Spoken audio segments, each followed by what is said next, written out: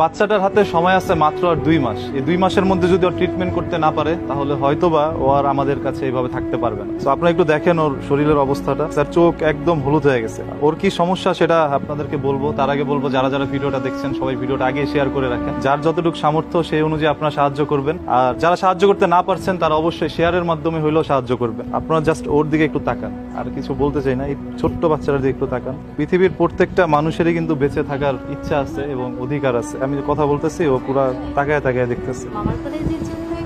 এই হচ্ছে ওর আম্মু। ওর হচ্ছে ডক্টর বলেছে ওর লিভার ড্যামেজ, ওর জন্মগতভাবে হচ্ছে পিত্তনালী ব্লক ছিল আর কি, যেই কারণে শরীর থেকে যে জন্ডিস বা পিত্ত আছে সেটা বের হতে না পারার কারণে আস্তে আস্তে লিভারটা ফুল ড্যামেজ হয়ে গিয়েছে। এখন হচ্ছে ওর লিভারটা ট্রান্সপ্ল্যান্ট করতে হবে। এটা কোথায় করবেন? আমরা হচ্ছে অলরেডি একবার ইন্ডিয়ার চেন্নাই নিয়ে গিয়েছিলাম। ওর যে প্রাথমিক ট্রিটমেন্ট বলে ওটাকে হচ্ছে ডক্টরি ভাষায় কাসাই সার্জারি